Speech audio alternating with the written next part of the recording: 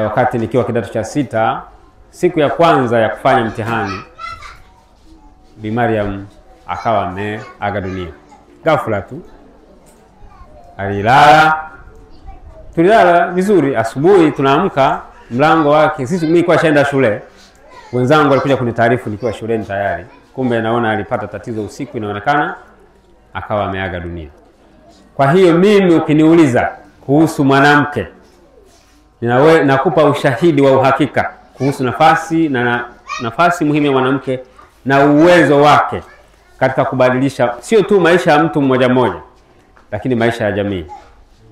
Tazama, kupitia kwangu kazi ya mwanamke, hawa wanawake watatu ndio wataja, ndio imenifanya kuwa mtumishi wa serikali ya Chama cha Mapinduzi kwa miaka 10 na Wizara ya Fedha, miaka karibu 4-5, miaka karibu 3 ya kuihudumia Benki ya Dunia hapa Tanzania katika programu za elimu pamoja na kuendeleza ujuzi kwa vijana na kina mama. Hayo ndiyo matunda ya mwanamke katika nchi na kwa watu mmoja mmoja na kwa jamii. Nichukue nafasi hii, ndugu zangu, kusisitiza mambo makubwa mawili. La kwanza, tunao wajibu kama jamii kumtazama mwanamke kwa namna ya pekee, kumlinda, kumtunza na kumwenzi kwa wema anaotufanyia. Hebu chukulia kazi ya kina mama ya kutubeba katika tumbo miezi 9 kwa upendo, na wakatulea baada ya kutuzaa, wakatuhifadhi, wakatutunza mpaka tumekuwa watu wazima hivi. Hebu fikiria kazi anayoifanya mama katika kumtazama mume kwenye familia. Achilia mbali watoto kina sisi, ahakikishe kila kinachopaswa kufanyika kwa mwanaume kwa mume wake kinakamilika. Kwa hiyo ukiniuliza mimi, nitakwambia mama ni mtu tunaye wajibu wa kumlinda kwa wivu sana. Mimi kama mbunge wenu, mkinipa ridhaa, kwa kushirikiana na Mheshimiwa Diwani, tutafanya kazi usiku na mchana kuhakikisha kwamba yanayopaswa kufanyika kwa kina mama katika eneo hili tunayatekeleza kwa ukamilifu. Ndugu Pazi, la pili na la mwisho, nitasisitiza kuhusu nafasi ya imani katika kujenga msingi muhimu wa kujenga taifa, msingi wa maadili. Katika yote, kama alivyosema Mtarawanje, nitasema yametamka manne. Of course, familia kama taasisi namba 1 katika kumtengeneza mwanadamu. 2, imani. 3, elimu. 4, jamii iliyokuzunguka. Mimi nitazungumza moja tu kuhusu imani.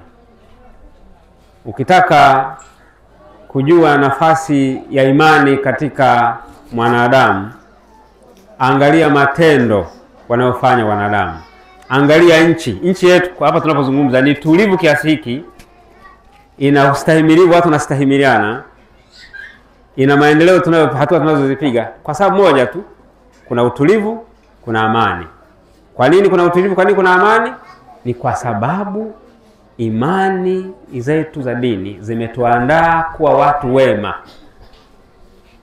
Dini na imani zinachotufundisha ni kuwatazama wenzako, kila mtu mtazame kwa wema. Ukisha watazama watu wako kwa wema, wote kwa wema, hakuna mtu utamfikiria kumtendea ubaya. Tunawashukuru viongozi wetu wa dini kwa namna mnavyotutengeneza, mnavyoiandaa jamii, na wajibu wenu sisi tunauchukulia kwa uzito na tunauthamini kwa kiasi kikubwa sana. Nimalizie kwa kumwombea kura Mheshimiwa Rais wetu, Rais wa Jamhuri ya Muungano wa Tanzania na mwenyekiti wetu wa chama, Dr. Samia Suluhu Hassan. Mama huyu mnamuona ameihudumia nchi yetu kwa uaminifu na kwa uzalendo.